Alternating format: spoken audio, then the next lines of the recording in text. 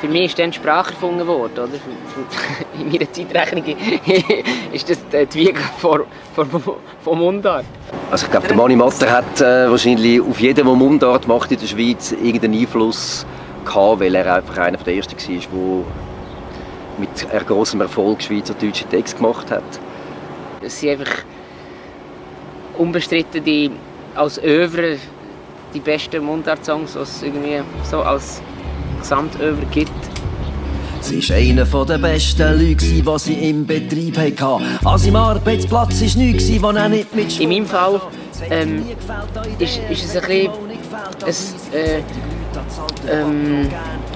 spannenderes Verhältnis, weil mein Vater ja auch auf die Glockenverlag hat Platte rausgegeben und das ja, also nachdem es die Berner Troubadour gegeben hat, ja der Hugo Ramsey gesagt, jetzt mache ich noch eine zweite Gruppe, die Berner Trouvère. Und das ist natürlich so ein bisschen wie, muss man sich ein bisschen vorstellen, wie Backstreet Boys und NSYNC. Oder ich bin erst spät geboren, aber ich weiss, dass so meine Brüder sich auch noch das erinnern, dass die halt immer heimkommen und dann haben sich alle die Lieder vorgespielt. Also ich glaube, da hat jeder für sich geschrieben. Also als Einzelkämpfer haben sie sich getroffen daheim und haben sich die Lieder vorgespielt und so, das ist gut, das kannst du abändern. Ah nein, das Thema habe ich doch gerade ein Lied darüber geschrieben. Ich weiss auch nicht. Also, und an den Konzerten waren sie auch immer so hinter und dann ist immer einer vorne und hat sein Lied gesungen. So, der Applaus geholt, ist wieder hinter auf die Stühle und dann ist der nächste wieder. 3-4 Tage lang hat es gewährt und natürlich die Nacht dazu. In St. Kästen und in Gärten hat er geschlafen in den Schuhen. Also es ist ein sehr dichtes Werk, so, wo jeder Song hat irgendwie in sich eine Berechtigung. Würde ich also auch unterschreiben. Es hat von Mani Matter wahnsinnig viele gut gelungene Lieder. Ja. Also vor allem textlich natürlich. Ich meine, musikalisch ist jetzt das nicht eine riesengroße Strecke verrissen mit einer Gitarre meistens.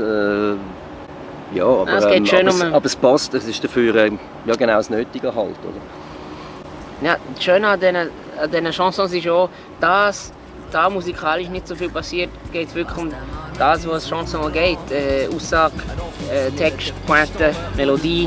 Ja, und die Stimme, finde ich, transportiert das beim Mani Matter ja auch noch recht gut, damit irgendwie die Stimmung. Also wenn es manchmal ein bisschen zittert oder ein bisschen kratzt oder ein bisschen heiserlet, dann ist es genau richtig. Ding dong, peng, peng, peng. Ding dong, peng, peng, peng.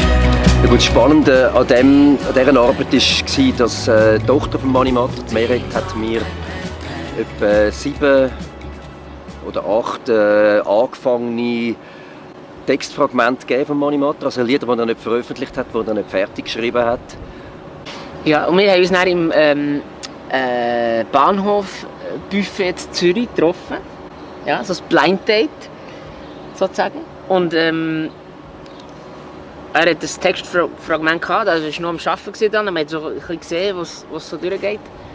Und der Text in sich hat ja schon eine recht klare Rhythmik.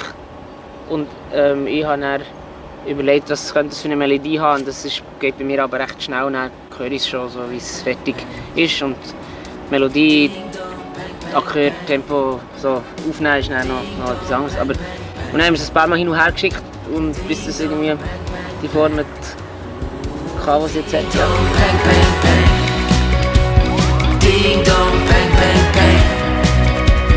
Ding dong, peng, peng, peng. Ding dong.